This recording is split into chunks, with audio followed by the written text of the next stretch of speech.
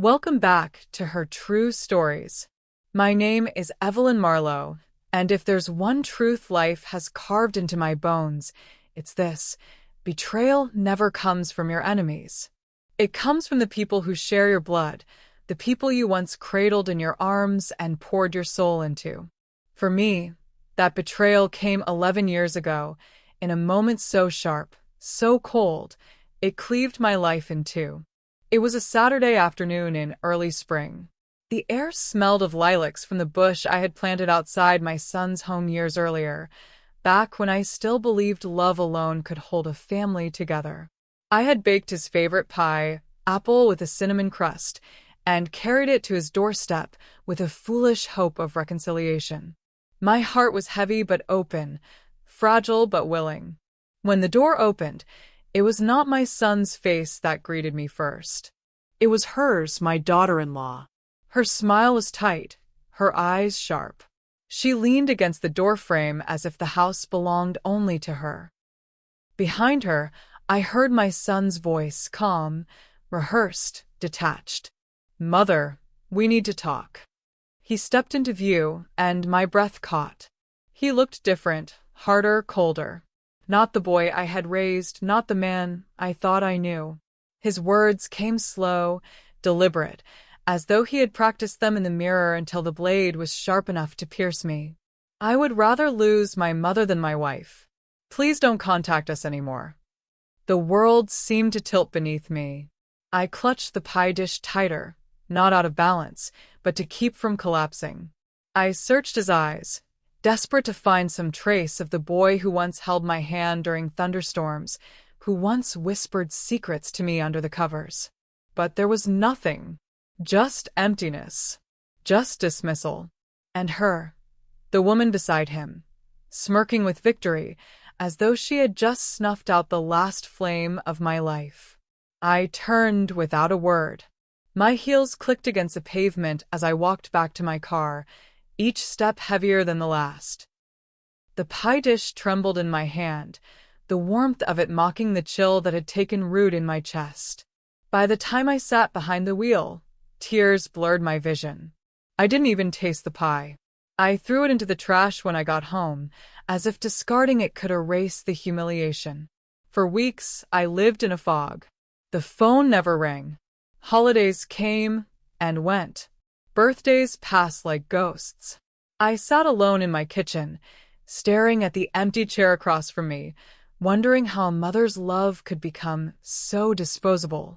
The silence from my son was not just an absence, it was punishment. A punishment for sins I had never committed, but for which I was made to pay all the same. I stopped setting two places at the table. I stopped checking my phone for messages. I learned to bury the longing so deep inside myself that it turned into stone. That stone became the foundation of a vow I whispered into the stillness of my empty home. If they ever come back, I will never forgive.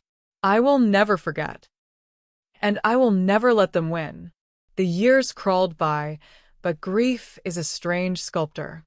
It chisels away at weakness, sharpens resolve, and leaves behind something harder, something unbreakable. I poured my pain into my work. I rose before dawn, studied contracts until my eyes blurred, and traveled until airports felt more like home than my own bed. And slowly, the fog lifted.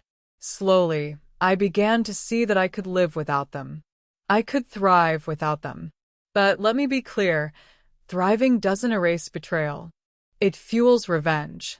Because somewhere inside me, beneath the pearls and the pressed suits, a flame kept burning. And that flame whispered every night, "One day, they will regret this. One day, they will come crawling back. And when they do, they will not find a mother, they will find a reckoning." So when people ask me now why I am so calm, so composed, I tell them this: time does not heal all wounds. It only teaches you how to turn them into weapons. And mine was sharpened to perfection. Ladies, before I take you further into my story, I want to pause here and speak directly to you. If you've ever been told you're too old to start over, let me tell you, that's a lie. Your story isn't over, and you still have chapters left to write. Our best-selling book, Reclaiming Your Peace After Pain, is filled with simple, powerful steps to help you heal, rebuild, and fall in love with life again. Click the link in the description box and start your new beginning today. Now, let's continue. Because this is not a story about reconciliation. This is not about forgiveness. This is about revenge served cold, and a reckoning no one saw coming. I didn't know it then, on that spring afternoon, standing on my son's porch with a pie cooling in my hands, but those words, "I would rather lose my mother than my wife," were not the end of my story.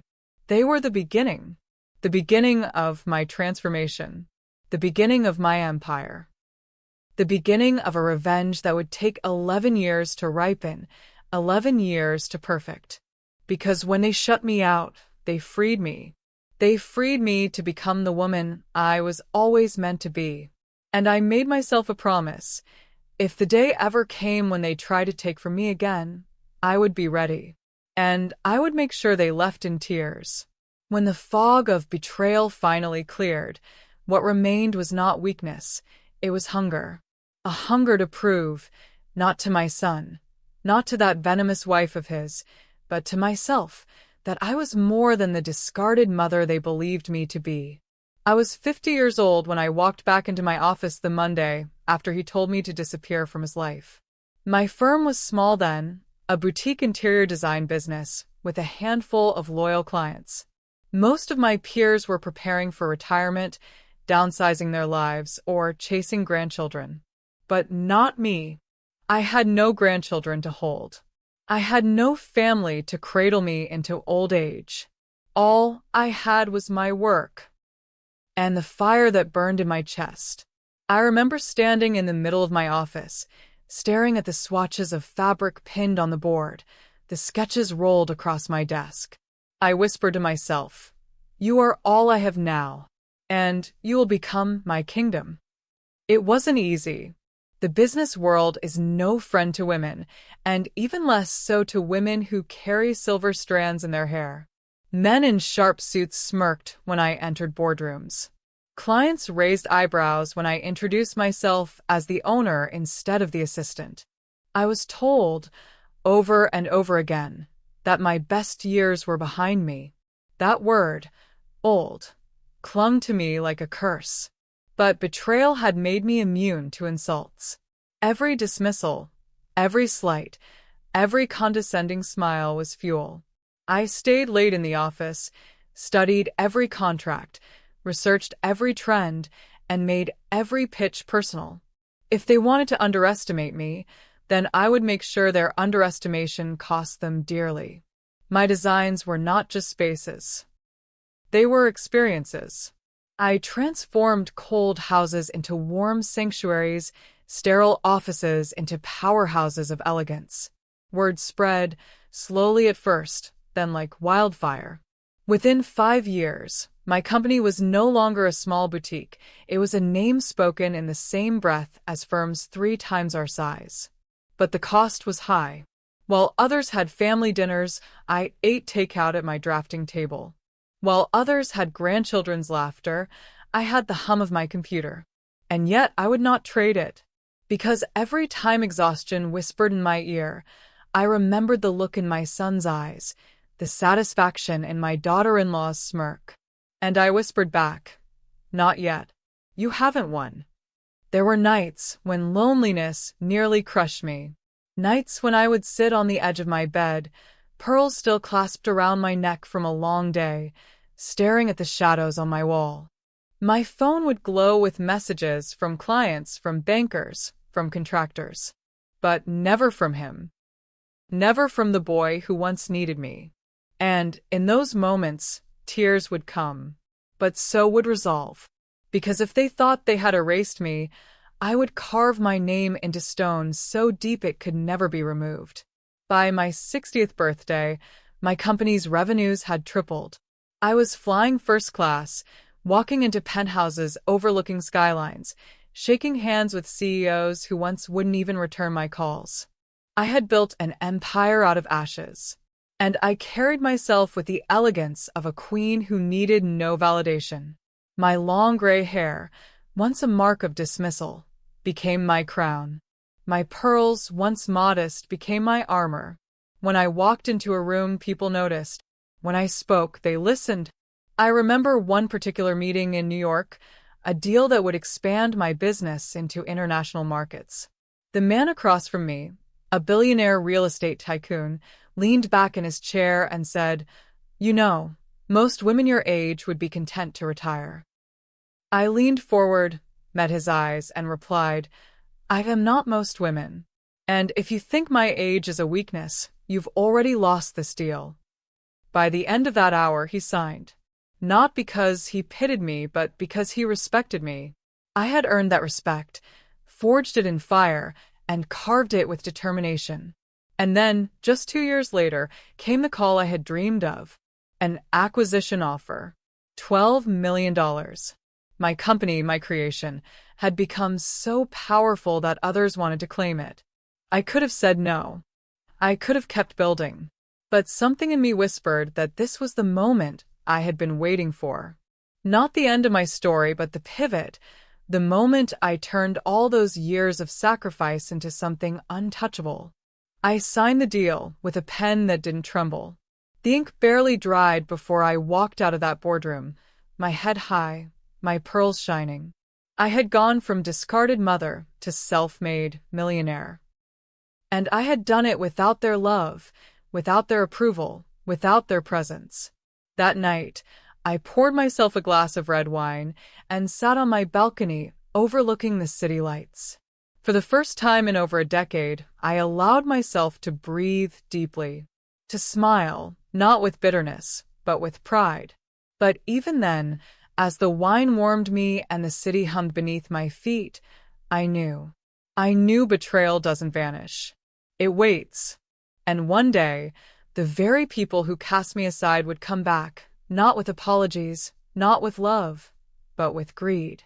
And when they did, I would be ready. Because this empire I built, it wasn't just for me. It was my weapon, my fortress, my trap. And the day they tried to take it, I would make sure they left with nothing but tears. When the ink dried on that $12 million contract, I didn't feel relief.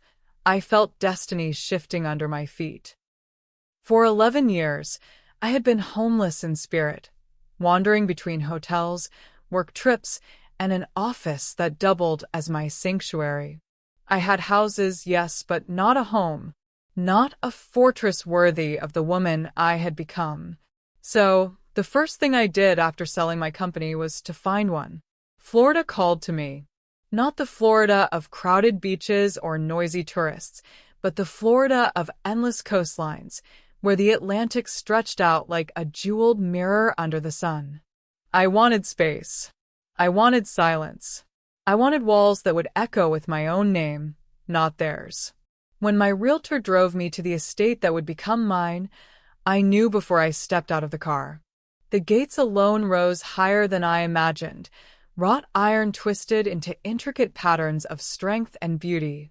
Beyond them, the mansion stood like a queen draped in white marble, columns stretching proudly toward the sky, glass windows glittering like watchful eyes. I walked through the doors into a foyer with ceilings so high they seemed to swallow sound. My heels clicked against marble floors veined with gold. A sweeping staircase curved upward like an invitation to another life. I trailed my fingers along the railing, cool to the touch, and thought, this is not a house. This is a declaration. Room by room, I explored. The library with dark oak shelves begging for books of strategy and survival. The ballroom, polished to perfection, waits for nights of power disguised as celebration. The kitchen, expansive enough to host an army, though I intended to dine alone more often than not. And then, the view, the one that sealed my decision. Standing on the balcony off the master suite, I looked out over the Atlantic.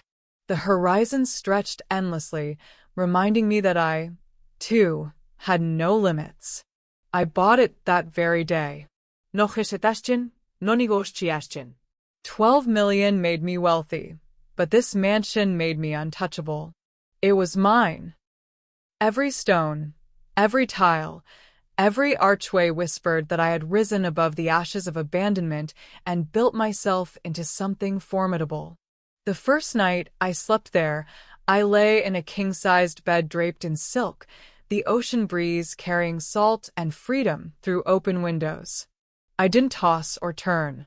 For the first time in over a decade, I slept without longing. I woke with the sun brushing my skin and thought, this is my sanctuary, my throne, my fortress.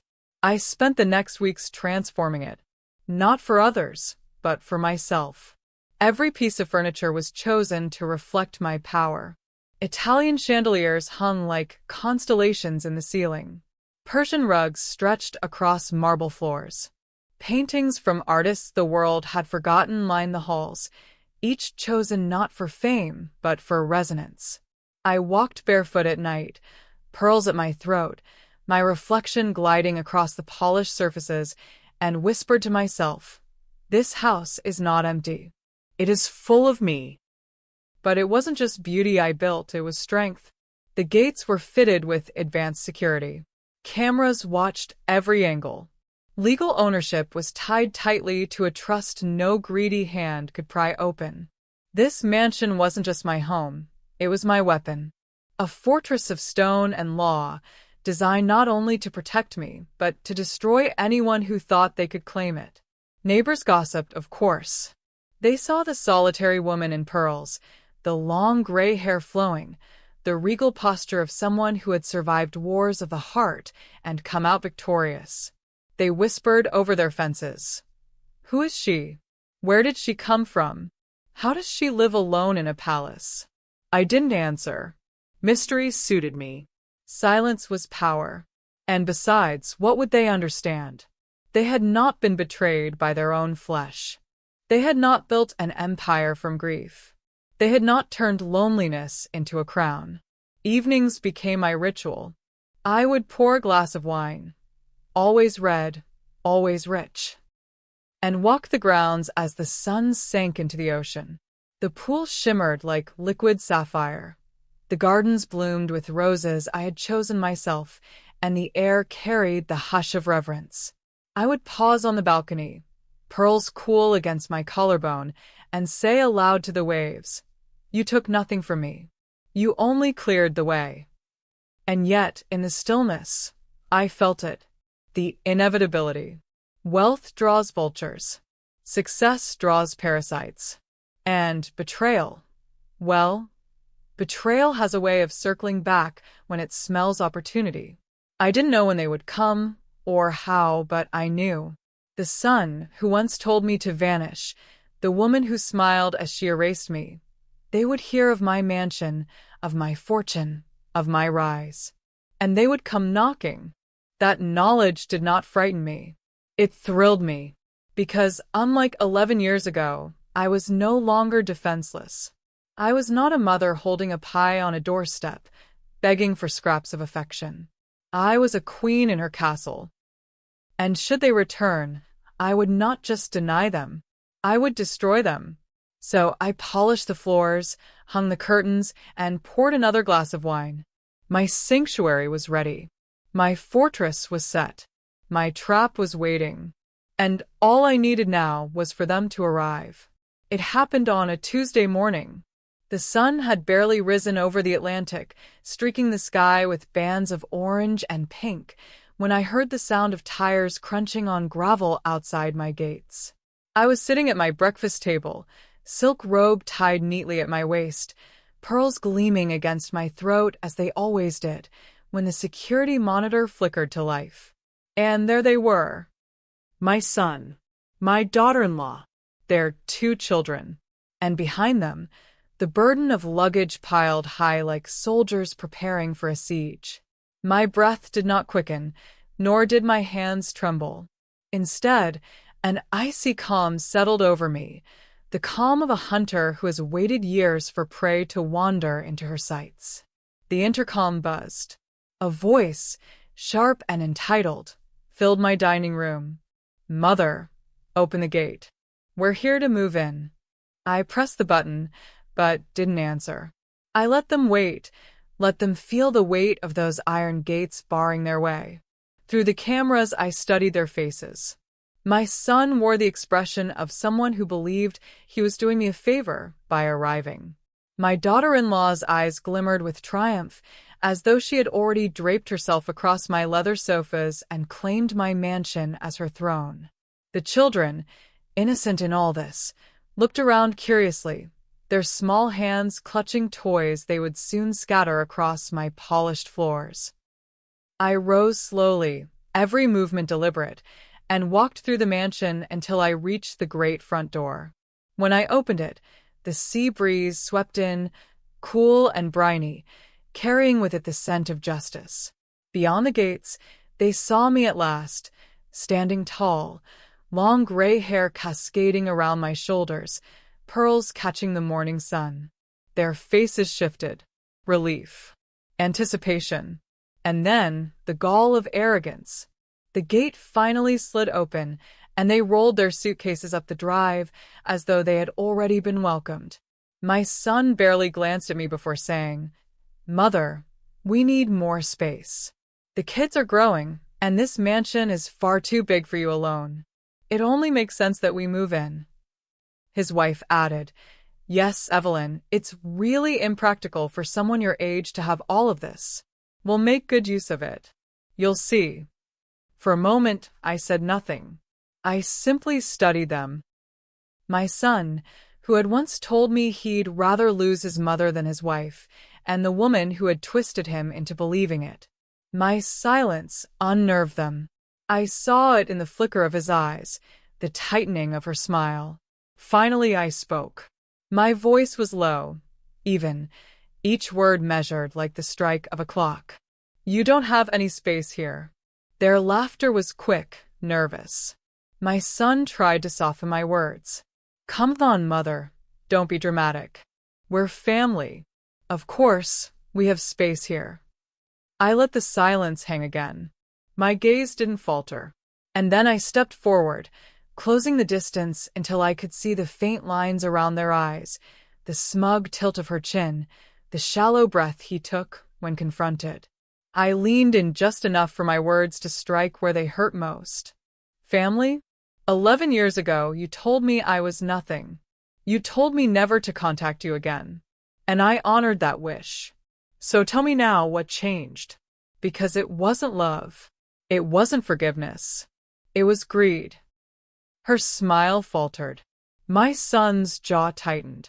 He began to sputter excuses, words about children needing space, about practicality, about how times are hard.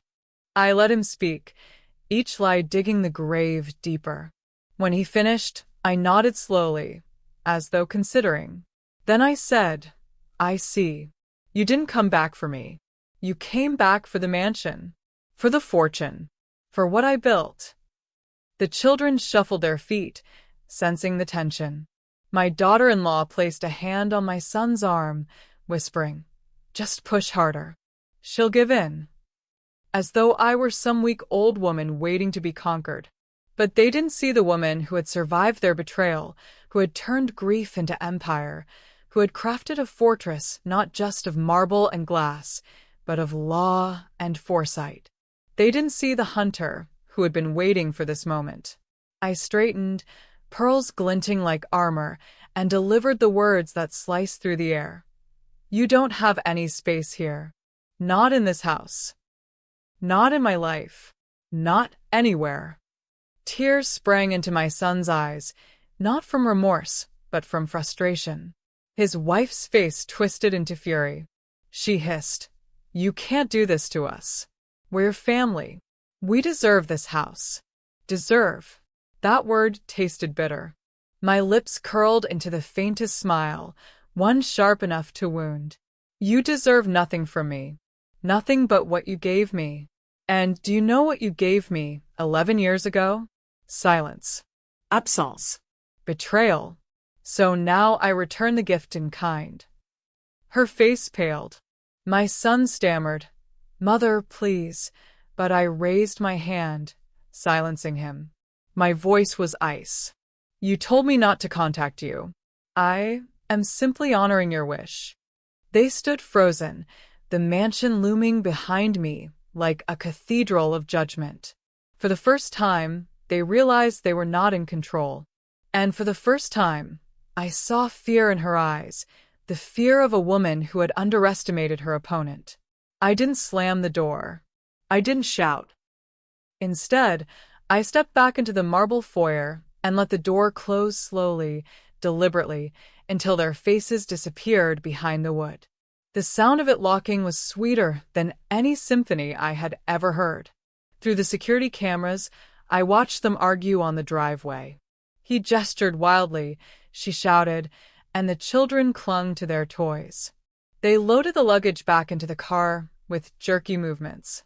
The engine roared to life, but before they drove away, she looked once more at the mansion with eyes that promised a return. Good. Let her come back. Let them both come back. Because this was only the first act. I hadn't built this mansion just to live. I had built it to trap them. And next time when they returned I would let them in. Not to share my life, but to ruin theirs. Because revenge is not loud. It is quiet, patient, meticulous. And my trap was only just beginning to close. They returned 3 days later, just as I knew they would. Greed doesn't retreat. It regroups. The first time they came, they met the wall of my rejection. The second time, I decided to give them exactly what they thought they wanted. Because sometimes, to destroy an enemy, you don't push them away, you draw them closer and let them trap themselves. The knock at the great oak door echoed through the marble halls of my mansion like a drum of war. I waited, sipping tea in my drawing room, dressed in ivory silk, my pearls gleaming against the hollow of my throat. When I opened the door, their faces told me everything. Desperation dressed as confidence, entitlement masked as civility. My daughter-in-law smiled, a smile rehearsed in the mirror. Evelyn, we may have gotten off on the wrong foot. We just want to be close to you. The children deserve to know their grandmother. Her words dripped with counterfeit sweetness, but her eyes betrayed her. Darting around the foyer, measuring the chandeliers, calculating the worth of every inch. My son, quieter this time, said, "Mother, please. Let's not fight. We only want to be here with you." I let my eyes linger on his face. The boy I raised was still buried deep beneath the man before me, but he was unreachable now, chained by the woman at his side. Still, I softened my lips into a small smile. "Family," I said smoothly, "is family. Of course, you can stay. Come in." The relief that washed over their faces was almost comical. They stepped inside, dragging their luggage across my marble floors, their children running ahead into the grand foyer with shouts of delight. My daughter-in-law's heels clicked with the rhythm of conquest as she surveyed her new territory. She had no idea that she had just walked into a cage. Before a single suitcase crossed the threshold, I had placed documents on the console table by the door. Crisp, official, neatly arranged. "Before we get too comfortable," I said, tone casual, "I need you both to sign these. Routine liability forms. Insurance, security access, guest permissions. Standard procedure when anyone stays here." They didn't question it.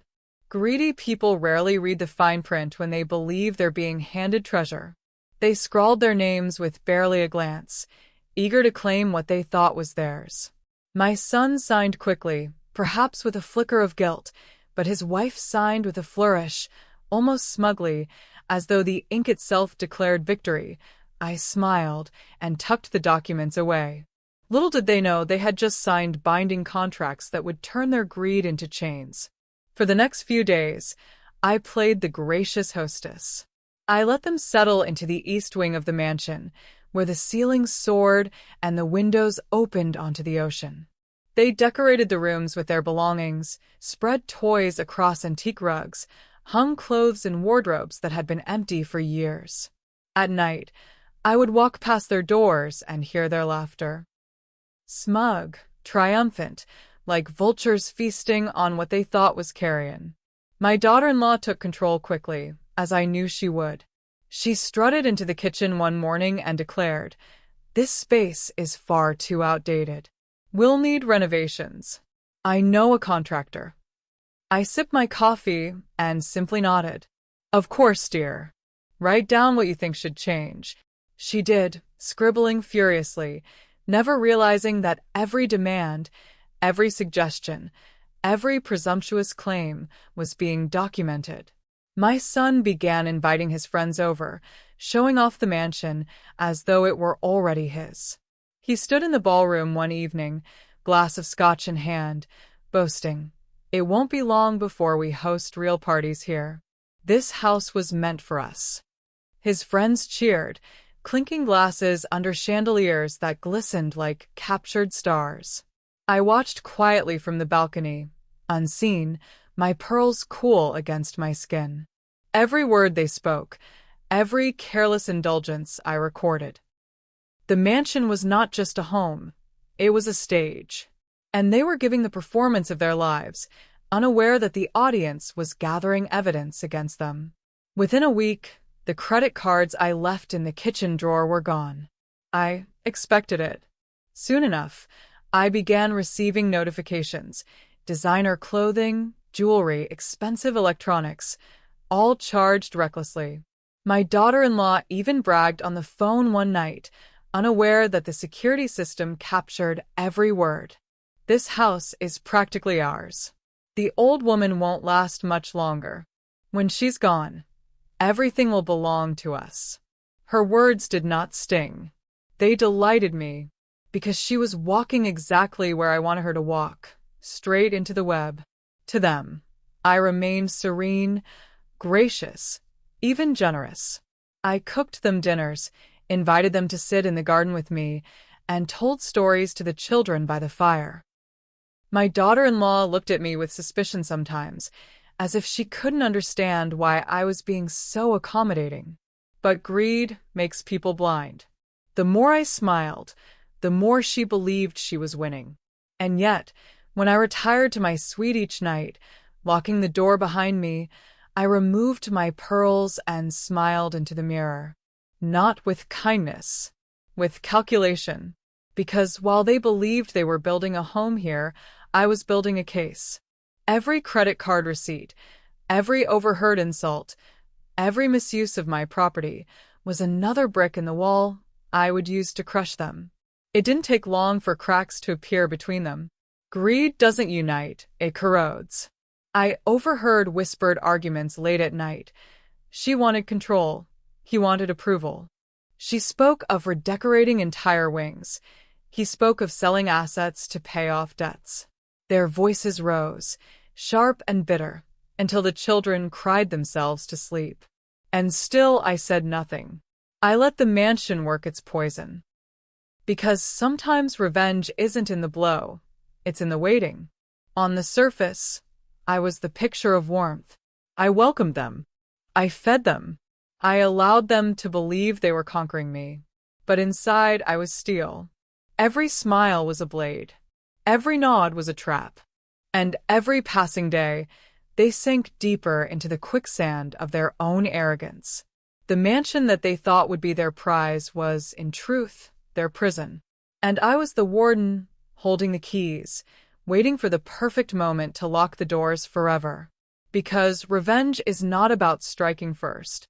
It is about waiting until your enemies believe they have won, and then pulling the ground out from beneath their feet. And my children, my betrayers, had just stepped onto the ground I intended to collapse. It didn't take long for the cracks in their performance to become canyons. My son and his wife thought they were building a life of luxury inside my walls. What they didn't realize was that I was turning those very walls into mirrors, reflecting their every flaw, their every greedy indulgence, back onto them. By the time they saw what I was doing, it would be far too late. Every corner of the mansion was watched. I had invested in state-of-the-art surveillance, cameras hidden in chandeliers, microphones tucked into wall sconces, sensors in the halls. Nothing escaped me. Every whispered insult, every argument, every boast they made about, "When this house is ours," was captured in pristine clarity.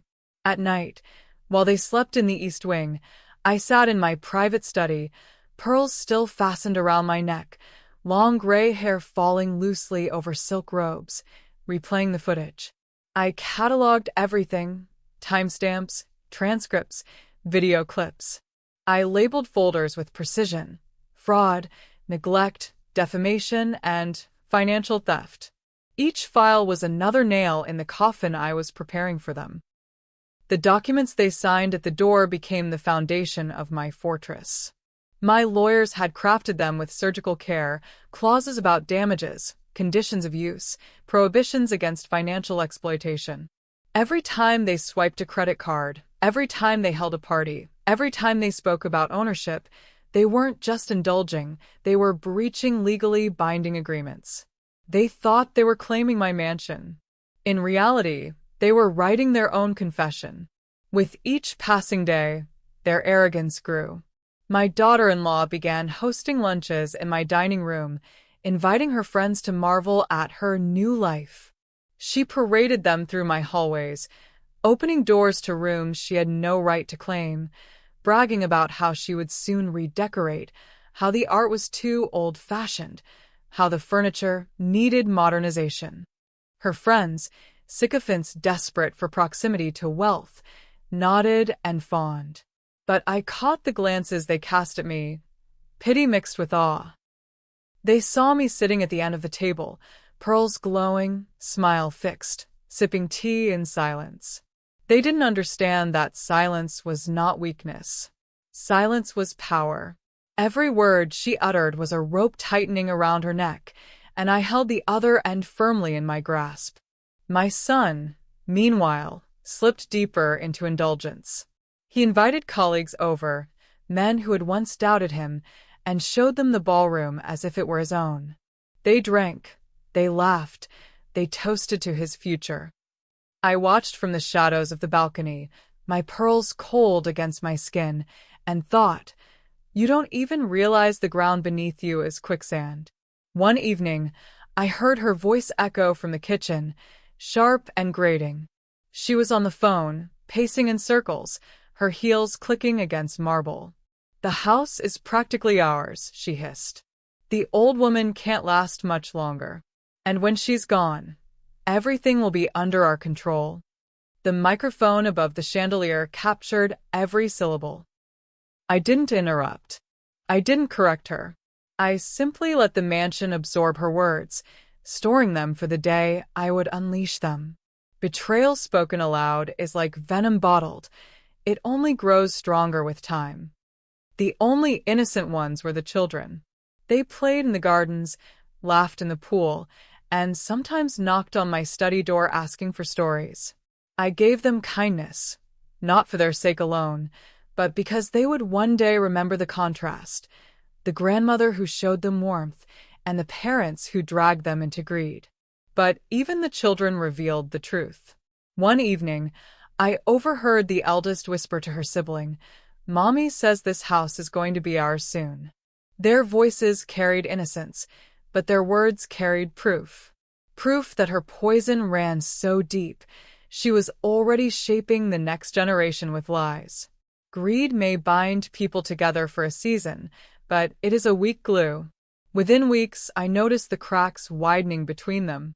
At night, their voices rose from the East Wing, sharp as knives cutting through silence.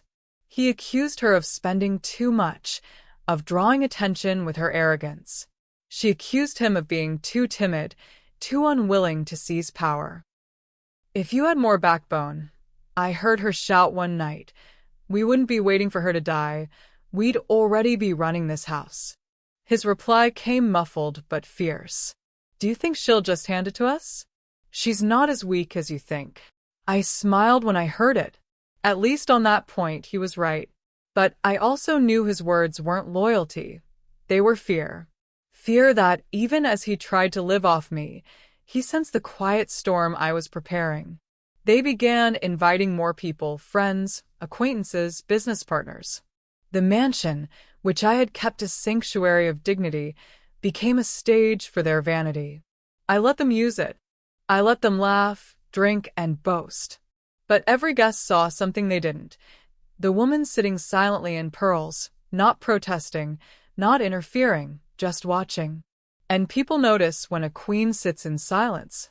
They begin to question who truly holds the crown. Word began to spread in whispers. Their friends spoke of them as opportunists, greedy parasites feeding off the woman who owned it all. And while they preened, their reputations quietly rotted. Each night, after their guests left and the house grew quiet, I walked the halls alone. My bare feet touched the marble, my pearls cool against my collarbone, my reflection gliding across polished glass. I whispered to myself, "Patience, not yet." I would pour a glass of wine, return to my study, and watch the day's recordings. Their laughter turned to evidence. Their arrogance turned to liability. And I filed it all away, building a case so airtight that even the faintest breath of theirs could be turned against them. By the end of the second month, the trap had closed so tightly they couldn't move without breaking the terms of their stay. They had violated every clause of the agreements they signed. They had stolen, defamed, and overstepped at every turn. They believed they were weaving a future for themselves inside my walls. In reality, they were entangling themselves in a net so complex they couldn't see its edges. And I was the spider at the center, silent, patient, watching, waiting for the moment to strike. Because revenge is not served in haste. It is crafted, nurtured, perfected. And when the time came, I would not simply deny them. I would strip them bare of dignity, of reputation, of wealth, until all that remained was the bitter taste of their own betrayal. They thought they had taken over my mansion, but in truth, the mansion had taken over them. And I was ready to show them just how merciless its walls could be. The night of the gala was not chosen at random. Revenge, like architecture, requires timing, structure, and precision. For weeks, I had watched them preen and strut inside my home, wearing masks of entitlement, blind to the reality that they were merely actors in a play I had scripted. And the gala, was opening night. I invited the most influential people I knew. Business leaders, philanthropists, journalists, politicians, people whose words could shape reputations and whose whispers could destroy legacies. The invitations gleamed with gold leaf, bearing my name, not theirs. Evelyn Marlowe, hostess. Evelyn Marlowe, patron. Evelyn Marlowe, queen of the mansion. When the evening came, the mansion glowed like a cathedral of wealth. Chandeliers blazed overhead, their light refracted across crystal glasses and polished marble floors. Guests in gowns and tuxedos filled the ballroom, their laughter swelling under the vaulted ceiling. Musicians played softly from the corner, and servers floated like shadows carrying trays of champagne.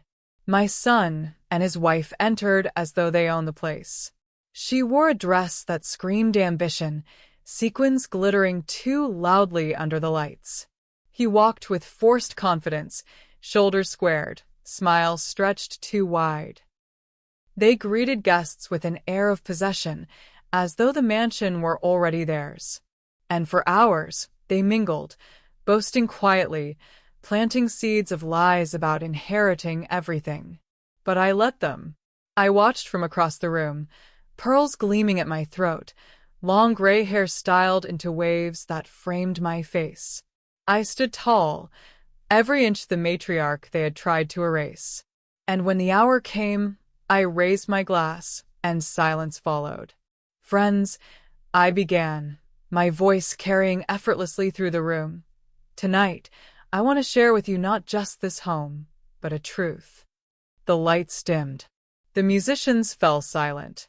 A large screen descended from the ceiling, and the room turned its gaze toward me. I pressed a button on a small remote hidden in my hand, and the first video played. It was my daughter-in-law's voice, dripping with venom. The old woman won't last much longer. This house will be ours. Gasps rippled through the ballroom. Faces turned toward her, wide-eyed, lips parted in shock. Another clip. My son, laughing drunkenly with friends in the ballroom. This place was meant for us. Soon enough, it will be ours. More gasps. Murmurs rose, swelling like waves crashing against rocks. Then images, receipts for extravagant purchases charged to my accounts. Footage of them hosting parties in my absence, bragging about how the mansion was theirs to command. Each piece of evidence layered atop the last until the air grew thick with scandal. I turned to the guests, my face serene. For 11 years, I was told I was nothing, that I was disposable. Tonight, I wanted you all to see what happens when betrayal returns to collect its prize. But let me be clear, this house is not theirs. This life is not theirs. And no amount of greed will ever change that. The silence was deafening. Then came the whispers, sharp as knives. Guests looked at my son and his wife with open disgust. Their friends averted their eyes. The power couple they tried to portray dissolved before them, exposed as parasites feeding on a woman they had abandoned. My daughter-in-law's face blanched, fury and fear battling for dominance. My son's lips trembled, his bravado shattered. They tried to speak, to explain, but no one listened. The room had already judged them, and the judgment was final. That night, their reputations collapsed in front of an audience too powerful to forget. And I, standing tall in my pearls and silk, felt the sweet weight of justice pressing down like a crown. The gala had been the spectacle. The morning after was the execution. At dawn, while they still reeled from humiliation, the knock came. Lawyers in tailored suits arrived at the East Wing, documents in hand, expressions carved from stone. My son opened the door, still in his wrinkled shirt from the night before, eyes bloodshot, hair disheveled. Behind him, his wife paced like a caged animal, rage and panic etched across her face. The lead attorney spoke with calm precision. You are hereby notified that you have violated the terms of the agreements you signed upon entering this property. He handed them a folder thick with papers, each page a weapon. The clauses include prohibitions against theft, misuse of funds, defamation, and unauthorized occupancy. You are in breach of everyone. They stammered, protested, shouted. We didn't know. We didn't read. That, the lawyer replied coldly, is not a defense. Page after page outlined their crimes. Receipts for stolen credit card charges. Transcripts of recorded conversations. Video footage of their boasts, their insults, their blatant misuse of my property. The contracts they had signed transformed from mere paper into shackles. By their own hands, they had condemned themselves. My daughter-in-law lunged for the documents, flipping through them with frantic hands. This is ridiculous. She can't do this to us. The lawyer's gaze did not falter. She can. And she has. You owe damages amounting to millions. Your assets will be seized to cover the costs. I stood in the doorway behind them, pearls cool against my skin, expression serene. You thought you were conquering me. You thought this mansion was your triumph. But it was always my fortress. And you signed the key to your own downfall. Their faces crumbled. My son's hands shook as he dropped the papers to the floor. My daughter-in-law's fury twisted into desperation. We're family, she cried. You can't do this to us. I leaned forward, my voice sharp as glass. You erased that word 11 years ago when you told me to disappear. You wanted me gone, and I honored it. Now I will honor it again, this time forever. The lawyers moved swiftly. Court orders were filed, bank accounts frozen, cars repossessed. Their suburban home was stripped from them. Within days, everything they thought they had built collapsed. Their credit destroyed, their reputation shredded, their future annihilated. They begged me for mercy, but I gave them none. Mercy is for those who stumble. This was punishment for those who betrayed. By the end of that week, they had nothing. Nothing but the memory of a mansion they thought was theirs, and the cold knowledge that the woman they dismissed as too old had orchestrated their ruin with elegance and patience. And as they packed their last suitcase under the watchful eyes of lawyers and officers, I stood in the doorway, pearls gleaming, voice calm. You once told me never to contact you again. Today, I honor that wish a final time. When you leave this house, you leave my life forever. The door shut behind them. Their cries faded into silence. And I, Evelyn Marlowe, smiled, not with joy, but with triumph, because revenge had been perfected, and the web I wove had left them bound, broken, and bare before the world. Bankruptcy is not a single blow. It is a slow, grinding death of dignity.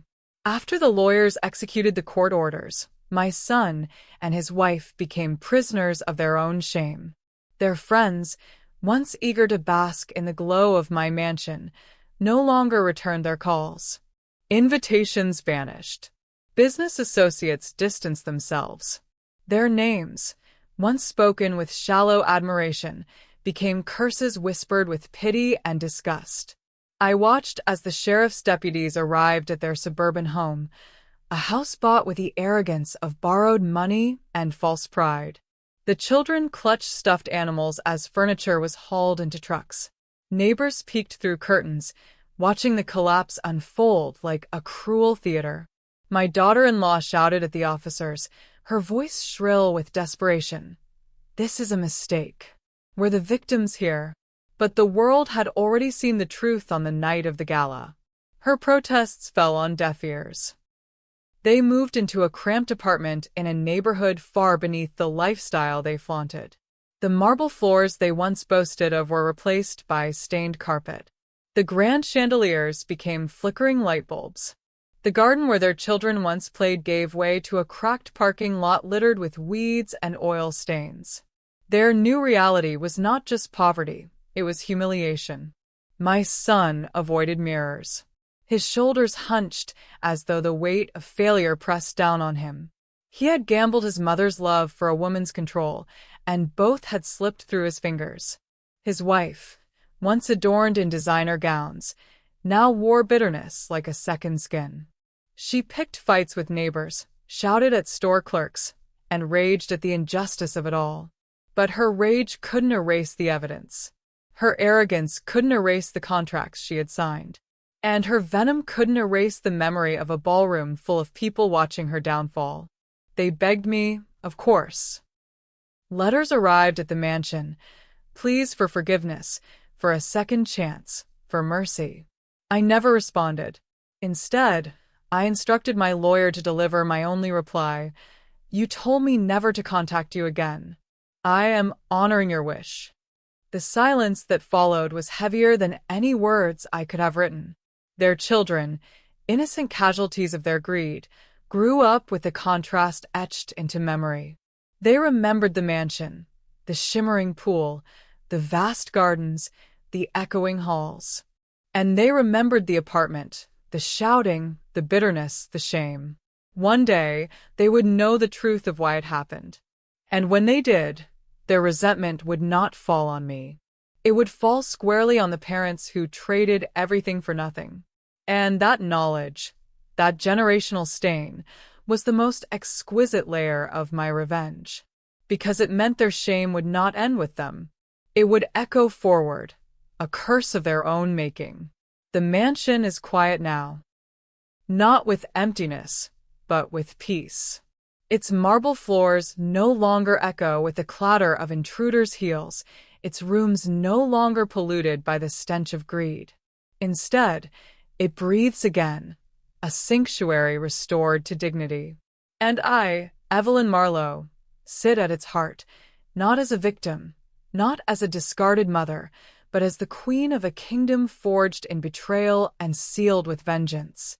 Each morning, I walk the grounds. My long gray hair catches the light of dawn, my pearls resting against my throat like trophies. I pause at the balcony overlooking the Atlantic, wineglass in hand, and listen to the waves. Their rhythm is steady, eternal, indifferent. Much like me, because revenge does not scream. It whispers. It lingers. It reshapes the air itself. I did not reconcile. I did not forgive. I did not open my doors again. And that, more than anything, is the sharpest blade. They live now in exile, haunted by whispers of who they used to be and what they could have had. When people mention their names, it is not with respect, but with scorn. And when they think of me, they do not imagine weakness. They imagine the night of the gala, the contracts, the door shutting behind them forever. They imagine the mother they thought they had conquered, standing taller than they ever could. This, to me, is victory. Not their death, not their absence, but their perpetual regret. A life lived in the shadow of a woman they dismissed as too old, too fragile, too irrelevant. A woman who outlived their schemes and dismantled their illusions. As the sun sinks each evening, I sit by the ocean, pearls gleaming in the dying light, and I whisper the words that have become my creed. Revenge doesn't need rage. It only needs patience. Patience, and the certainty that when betrayal comes back, you will be ready to greet it, not with open arms, but with a closed fist and a crown of silence. I am Evelyn Marlowe. I lost a son, but I gained an empire.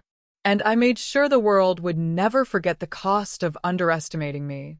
And to every woman who has been told she is too old, too weak, too finished, I tell you this: your story is not over. Your throne is waiting. All you need is patience. All you need is the will to rise. Ladies, if you've ever been told you're too old to start over, I want you to hear my voice clearly. That is a lie. Betrayal does not mean your life is finished. Rejection is not the end of your story. It is the beginning of a new chapter, one that you alone have the power to write. I am Evelyn Marlowe, and I stand as proof that patience, dignity, and resilience can transform even the deepest wounds into crowns of victory. And you, too, have that power within you. Don't let anyone convince you that your best years are behind you. Your empire, your peace, your triumph still lie ahead. That is why we created our best-selling book, Reclaiming Your Peace After Pain. It is filled with simple, powerful steps that can help you heal from betrayal, rebuild your confidence, and rediscover the joy of living on your own terms. Inside its pages, you'll find practical guidance for reclaiming your voice, setting boundaries, and creating a life that reflects your worth.